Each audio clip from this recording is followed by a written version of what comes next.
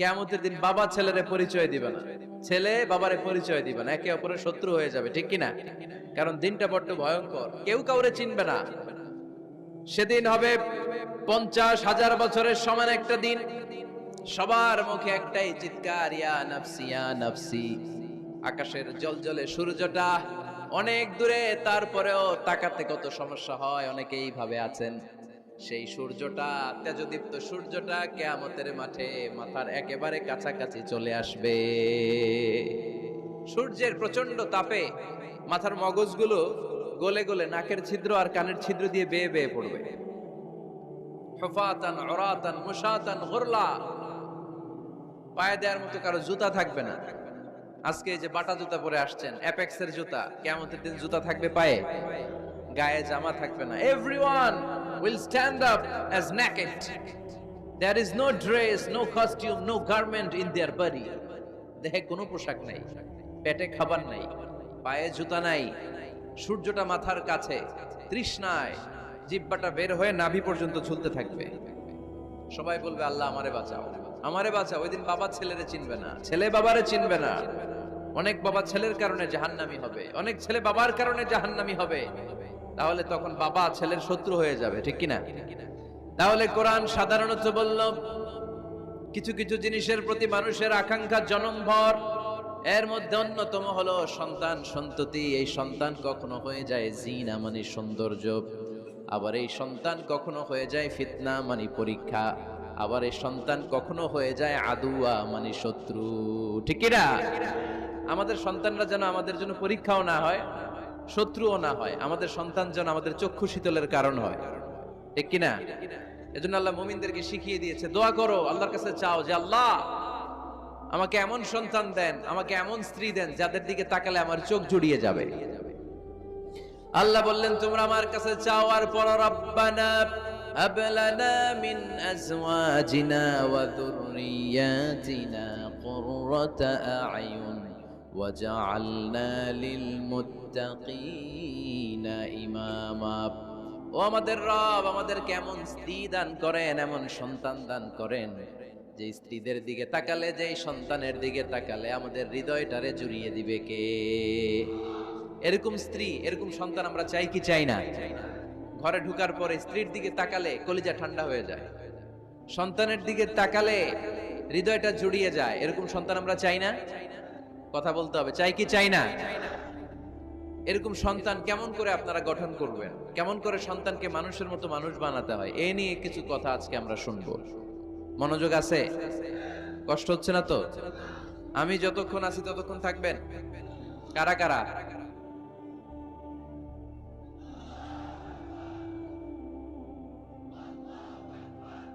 মাশাআল্লাহ,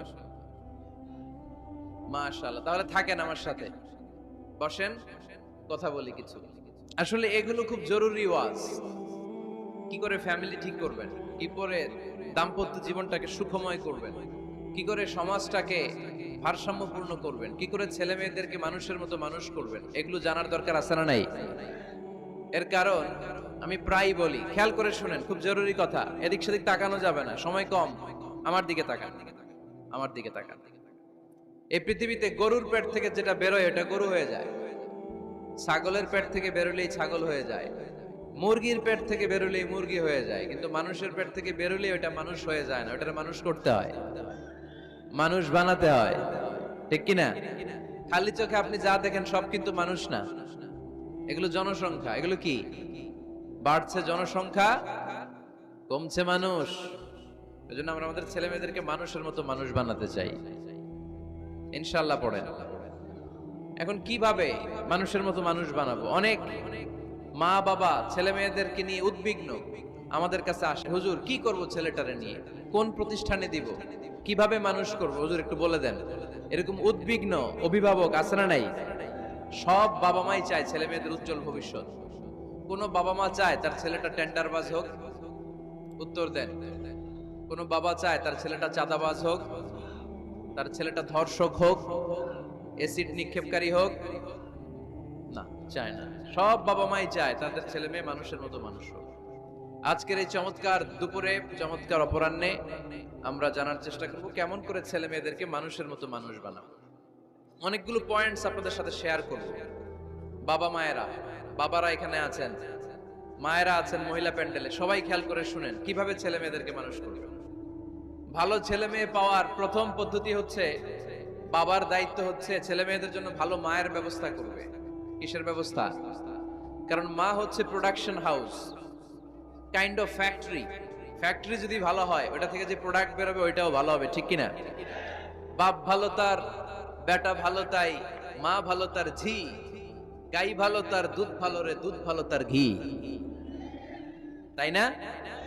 বাবা ভালো তো ছেলে ভালো, মা ভালো তো মেয়ে ভালো, গাই ভালো তো দুধ ভালো, দুধ ভালো তো ঘি ভালো।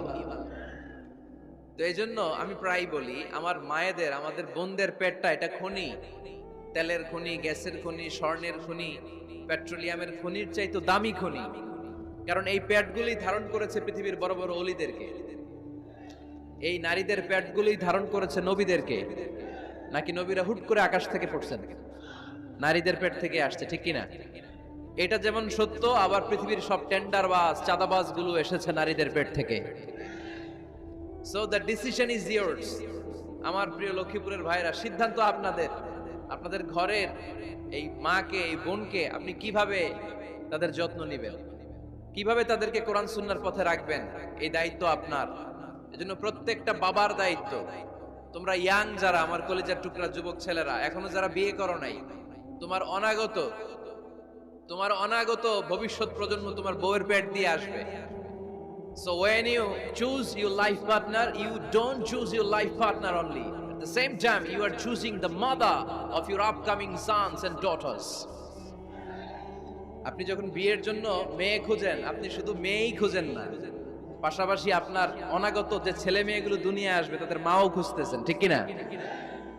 সো মা যদি ভালো হয়, ফ্যামিলি ভালো। আমাকে একটা শিক্ষিত মা দাও, আমি একটা শিক্ষিত সমাজ উপহার দিব, ঠিক কিনা?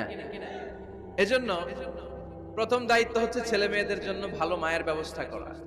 ওমরে ফারুক রাদিয়াল্লাহু তাআলা আনহু যখন খলিফা, এক বাবা এসে বিচার দিল, খলিফাতুল মুমিনিন, আমিরুল মুমিনিন, আমার ছেলে আমার কথা শোনে, বেয়াদবি করে। ওমরে ফারুক ডাকলেন, তুমি তোমার বাবার সাথে বেয়াদবি করো? এটা তো কবিরা গুনাহ, তুমি তো জাহান্নামে যাবে এরকম করলে। ছেলে বলে, হ্যাঁ আমিরুল মুমিনিন, সব দায়িত্ব কি আমাদের? বাবা মার দায়িত্ব নাই? ওমরে ফারুক বললেন, আছে। কি দায়িত্ব আছে? ওমরে ফারুক বললেন, বাবার তিনটা দায়িত্ব। নাম্বার 1, আইয়ানতাকিয়া উম্মা, বাবা তার ছেলের জন্য ভালো মায়ের ব্যবস্থা করবে। সুবহানাল্লাহ পড়বেন না? আইয়ুহসিনা ইসমা, ভালো নাম রাখবে। আইয়ুআল্লিমাহুল কিতাব, কোরআন শিক্ষা দিবে। এবার ছেলে বলে, শোনেন, আমার আব্বাই তিনটার একটাও করে নাই, তিনটার একটাও করে নাই, আর বিচার দিতে আসছে আমার নামে। আমার মা হচ্ছে এক জাঞ্জি, নর্তকী নারী, এক অগ্নি উপাসকের কাছে ছিল, আদব, আখলাক, ভদ্রতা, সভ্যতা কিচ্ছু জানে না। এ আমার মা, আমার জীবনে কিছুই ভালো কিছু শিখায় নাই। নাম্বার 2, আমার নাম রাখছে সাম্মানি জুলা, ইয়ানি খানফাসা, আমার নাম রাখছে সামসিকা। নাম কি? এটা একটা নাম হইলো? ওয়ালাম ইউআল্লিমনি হারফাম মিন কিতাবিল্লাহ, আল্লাহর কিতাবের একটা অক্ষর আমারে শিখায় নাই। ওমরে ফারুক এবার রেগে গেলেন, বাবার গায়ে ধরলেন, তুই বেটা বিচার দিতে আসছিস ছেলেরে নিয়ে, এখন তোর বিচার হবে আগে।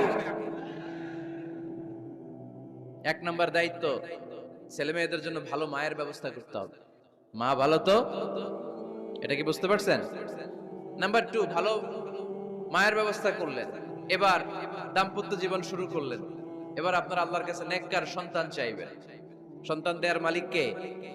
আল্লাহর কাছে দোয়া করবেন, রব্বিলা তাযারনি ফারদাও ওয়া আনতা খায়রুল ওয়ারিসিন। এটা নবীদের দোয়া। পারেন না দোয়াটা? সবাই পড়েন আমার সাথে, রব্বিলা তাযারনি ফারদাও ওয়া আনতা খায়রুল ওয়ারিসিন। এর মানে হলো, আল্লাহ আপনি আমারে নিঃসন্তান বানিয়ে এই দুনিয়ায় রাখবেন না, আপনি তো উত্তম উত্তরাধিকার তৈরিকারী, আপনি উত্তম সন্তান দানকারী, ঠিক কিনা? আল্লাহ তাআলা সন্তান দেন, এজন্য আপনি দোয়া করবেন, এই দোয়াগুলো পড়বেন। রব্বি হাবলি মিনাস সালিহিন, আমার সাথে সাথে আওয়াজ করে পড়েন, রব্বি হাবলি মিনাস সালিহিন। কেউ বাদ যাবেন না, আওয়াজ করে সবাই পড়ুন, রব্বি হাবলি মিনাস সালিহিন। এর অর্থ হচ্ছে, হে আল্লাহ আপনি আমাকে নেককার সন্তান দান করেন। আওয়াজ করে পড়েন আমিন। নেককার স্ত্রী, নেককার সন্তান আল্লাহর কাছে চাইতে হয় ভাইয়েরা। না চাইলে পাওয়া যায়। তাহলে 1 নম্বরে ভালো মায়ের ব্যবস্থা করলাম সন্তানের জন্য, 2 নম্বরে আমরা আল্লাহর কাছে দোয়া করলাম, 3 নম্বরে আল্লাহ দোয়ায় সাড়া দিলেন, আল্লাহ ছেলে বা মেয়ে কিছু একটা দিলেন, তখন শুকরিয়া করবেন কার? নাকি না শুকরি করবেন? অনেকে ছেলে পছন্দ করে, মেয়ে পছন্দ করে না, আছে না নাই? আলহামদুলিল্লাহ এখানে এরকম কেউ নাই। এই আছে, তুমি জানলা কেমনে? আমি বাঁচায় দেওয়ার জন্য বললাম নাই, এরপর এরা কয় আছে। যদি কেউ থেকেও থাকে, চেঞ্জ ইউর মাইন্ড, আপনার মাইন্ডটা চেঞ্জ করেন। ছেলে হোক মেয়ে হোক, শুকরিয়া করবেন কার? কারণ পৃথিবীর এই যে বড় বড় বিজ্ঞানীরা মাইক বানাতে পারে, মোবাইল বানাতে পারে, কম্পিউটার বানাতে পারে, রকেট বানাতে পারে, জেট প্লেন বানাতে পারে, হেলিকপ্টার বানাতে পারে, কিন্তু পৃথিবীর সব বিজ্ঞানীরা মিলে একটা বাচ্চা বানাতে পারবে? একটা সন্তান বানাতে পারবে? আর্টিফিশিয়াল মাঝে মাঝে রোবট বানায়। একটা রোবট আসছিল আমাদের দেশে, সোফিয়া নামে, মনে আছে? এরকম আরো ডেভেলপড রোবট তারা বানিয়েছে, কিন্তু এগুলোও কাজ করে না। এদিকে যাইতে গেলে মাঝে মাঝে ওদিকে চলে যায়। আর এগুলোর সিস্টেম সফটওয়্যার ভিতরে ঢুকাই দিতে হয়, সফটওয়্যারে যা, এর বাইরে কিছু বলতে পারে না। তাহলে গোটা বিশ্বের সবগুলো রোবট এক জায়গায় রাখলে আল্লাহর দেয়া একটা মানুষের ব্রেনের সমান হবে? এই পৃথিবীর সবচেয়ে পাওয়ারফুল কম্পিউটারের নাম হচ্ছে দি ক্রে 1 সুপার কম্পিউটার। আমেরিকার মিলিটারি বেজে বিভিন্ন ম্যাথমেটিক্যাল ইকুয়েশন ড্র করার জন্য এই কম্পিউটার তারা ইউজ করে। এরকম 10,000 সুপার কম্পিউটার মিলেও একটা হিউম্যান ব্রেইনের সমান হবে না। চিল্লায় পড়েন সুবহানাল্লাহ। বলে ছেলে হোক মেয়ে হোক, শুকরিয়া করব কার? অনেকে ছেলে হইলে মহা খুশি, পাড়ার সবাইরে মিষ্টি খাওয়ায়, মেয়ে হইলে খুশি হয় না, আছে না নাই? এরকম করবেন না, কারণ আপনার হাতেও নাই, আপনার বউয়ের হাতেও নাই। কার হাতে? যেটা আল্লাহর হাতে, এটা নিয়ে আপনারা তো টেনশন কেন? আল্লাহর হাতে ছেড়ে দেন না। আবার অনেকে টানা ছেলে হইতেছে 1 2 3 4, খালি দোয়া করে আল্লাহ একটা মেয়ে দাও, মেয়ে দাও। পঞ্চমবারে হইছে আবার ছেলে, আছে? আবার অনেকে টানা মেয়ে হইতেছে 5টা মেয়ে, খালি দোয়া করে আল্লাহ একটা ছেলে দাও। ষষ্ঠবারও হইছে মেয়ে। এটা আমার হাতেও নাই, আপনার হাতেও নাই, ডাক্তারের হাতেও নাই। কার হাতে? যারটা যার হাতে, এর হাতে ছেড়ে দেন। পারবেন নাকি না শুকরি করবেন? আল্লাহ বলে খবরদার, দুনিয়ার সবাই অনেক কিছু বানাতে পারে, অনেক কিছু তৈরি করতে পারে, কিন্তু একটা সন্তান দিতে পারে না। তুমি 6টা ছেলে পাওয়ার কারণে না শুকরি করো, মেয়ের জন্য আমার বিরুদ্ধে কথা বলো। এমন অনেক দম্পতি আছে 20 বছর কেঁদে কেঁদে জীবনটারে শেষ করে দিল। আমি এমন পরীক্ষায় ফেলেছি, একটা সন্তানও তাদের দেই নাই। আল্লাহ অনেকে কিছু দেন নাই। ছেলে দেয় কে? সবাই বলতে হবে, ছেলে দেয় কে? মেয়ে দেয় কে? ছেলে মেয়ে দুইটাই দেয় কে? আবার কাউরে ছেলেও দেন না, মেয়েও দেন না, তিনি কে? এজন্য তিনি বললেন, ইয়াহাবু লিমান ইয়াশাউ ইনাসান ওয়া ইয়াহাবু লিমান ইয়াশাউ যুকুর আও ইউযাওয়িজুহুম যুকরানা ওয়া ইনাসা ওয়া ইয়াজআলু মান ইয়াশাউ আকীমা ইন্নাহু আলীমুন কাদির। পড়েন সুবহানাল্লাহ। আল্লাহ ডেকে বললেন, আমি এমন এক সত্তা, আমি যারে চাই তারে ছেলে দেই, যারে চাই তারে মেয়ে দেই, যারে চাই তারে ছেলেও দেই, মেয়েও দেই। আমি এমন এক সত্তা, যারে চাই না তারে ছেলেও দেই না, মেয়েও দেই না। তিনি কে? তিনি দেন। এজন্য শুকরিয়া করবেন কার? 3টা চলে গেল, ছেলে হোক মেয়ে হোক, শুকরিয়া করুন। 4 নাম্বার, ছেলে দেখ মেয়ে দেখ, সন্তান হওয়ার সাথে সাথেই ছেলের কানে বা মেয়ের কানে আজান দিতে হবে। কে দিতে হবে? আজান দিতে হবে। দেন না আপনারা? দিবেন নাকি ইমাম সাহেব হুজুর আসবে তারপরে দিবে, বসে থাকেন? খতিব সাহেব হুজুর না আসলে তার আজান দেয়া যাবে না, বড় হুজুর না আসলে তার দেয়া যাবে না, এরকম না। মুসনাদে আহমদ ইবনে হাম্বলের হাদিস, ফাতেমা রাদিয়াল্লাহু তাআলা আনহার প্রথম সন্তান ইমাম হাসান রাদিয়াল্লাহু তাআলা আনহু, আল্লাহ রাসূলের নাতি ইমাম হাসান যখন জন্মগ্রহণ করলো, বিশ্বনবী নিজে এসে হাসানকে কোলে নিয়ে হাসানের কানের সামনে আজান দিয়েছেন। আযানা রাসূলুল্লাহ সাল্লাল্লাহু আলাইহি ওয়াসাল্লাম আলা উযুনাইল হাসান আইনামা ওয়ালাদাতহু ফাতিমা বিসসালাহ। বিশ্বনবী নিজে আজান দিয়েছেন। আজান দিতে পারেন আপনারা? পারেন না সবাই? আল্লাহু আকবার, আল্লাহু আকবার, আল্লাহু আকবার,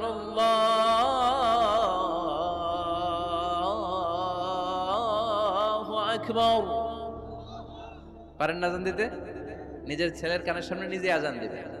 যদি নানা হয়ে থাকেন, নানা নাতির কানের সামনে যে নানাই আজান দিবে, চাচা যে ভাতিজার কানে আজান দিবে, আজানের জন্য বসে থাকা লাগবে? আমরা প্রত্যেকে আজান পারি কি পারি না? তো কেন আজান দিব বাচ্চার কানে? দুইটা সিগনিফিকেন্স। নাম্বার 1, যদিও বাচ্চার আমলনামা শুরু হয় নাই, জাস্ট নিউ বর্ন বেবি, এইমাত্র জন্মগ্রহণ করলো, কিন্তু পৃথিবীতে আসার সাথে সাথেই আল্লাহ বলেন ওর কানের সামনে আমার তাকবীর দিয়ে ইসলামটা ওর কানের ভিতরে ঢুকায় দাও, ঢুকায় দাও। শুরু থেকেই তাকবীর দিয়ে ইসলামের পরিচয় ওর কানের সামনে দিয়ে দাও। This is the significance number 1।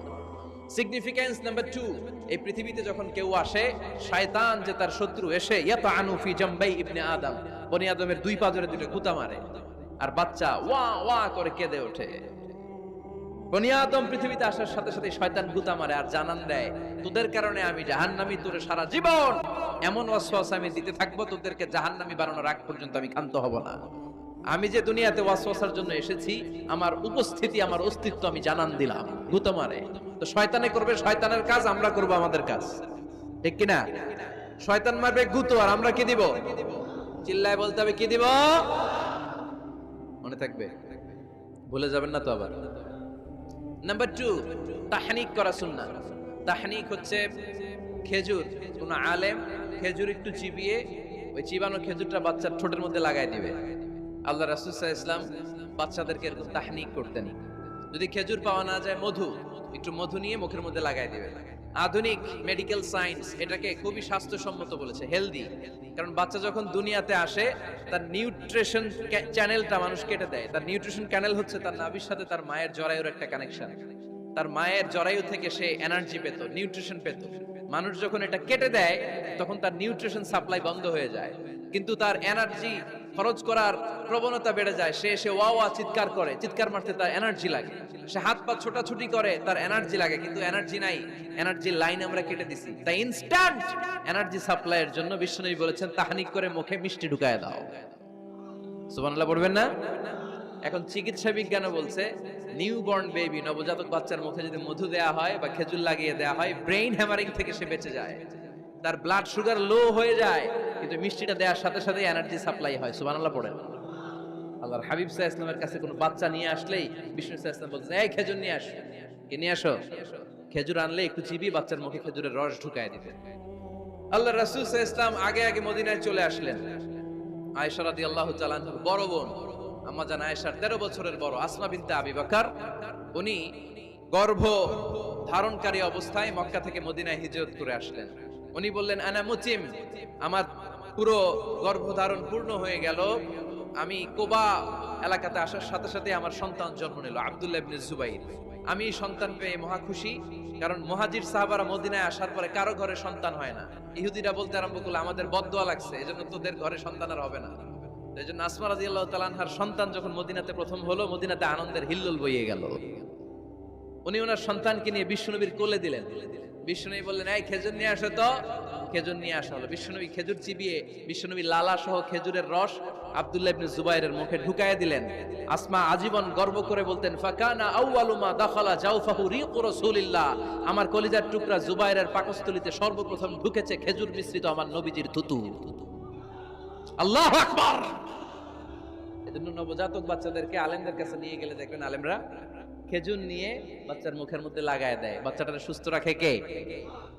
তাহলে আমার বাচ্চা দুনিয়াতে আসলে আমি আজান দিলাম, তাহনিক করলাম, এরপরে বাচ্চার যখন বয়স 7 দিন, কয় দিন, তখন আকিকা দিতে হবে। কি দিতে হবে? আকিকা দেন আপনারা নাকি কুরবানির জন্য রেখে দেন? হ্যাঁ, অনেকে রেখে দেয়, কুরবানির সাথে মিলাইয়া দিব। ফিকহি মাসালা এটা জায়েজ আছে, কিন্তু উত্তম হচ্ছে 7ম দিনে দেয়া। কোন দিন মনে থাকবে আপনাদের? কততম দিনে আকিকা দিবেন? সবাই বলতে হবে কততম? কুল্লু গুলাম রাহিনাতুম বিআকিকা তুযবাউ আনহু ইয়াওমা সাবিহি। 7ম দিনে আল্লাহ রাসূল সাল্লাল্লাহু আলাইহি ওয়াসাল্লাম ইমাম হাসান আর হুসাইন রাদিয়াল্লাহু তাআলা আনহুমা, এই দুই নাতির আকিকা বিষ্ণু সাল্লাল্লাহু আলাইহি ওয়াসাল্লাম 7ম দিনে ছাগল দিয়ে দিয়েছিলেন। পড়েন সুবহানাল্লাহ। আনিল গুলামি শাতান ওয়া আনিল জারিয়াতি শাত। ছেলে হলে 2টা ছাগল। ছেলে হলে কয় ছাগল? মেয়ে হলে কয় ছাগল? দিতে রাজি আছেন তো? দিয়ে দিবেন। আকিকা দেওয়ার পরে সুন্দর নাম রাখবেন। যেদিন আকিকা ওই দিন নাম। ইউদাউনা ইয়াউমাল কিয়ামাতি বিআসমাইকুম ওয়া আসমাই আবাইকুম। কিয়ামতের দিন আল্লাহ তাআলা তোমাদের নাম ধরে, তোমাদের বাবার নাম ধরে ডাকবে। আল্লাহ বলবে মিজানুর রহমান ইবনে আলী আহমদ ইবনে জাইনুল আবিদিন, দাঁড়াও দাঁড়াও, বাবার নাম দাদার নাম বলে বলে আল্লাহ ডাকবে, দাঁড়াও। এজন্য ফা আহসিনু আসমাকুম, তোমাদের নামগুলো সুন্দর সুন্দর রাখো।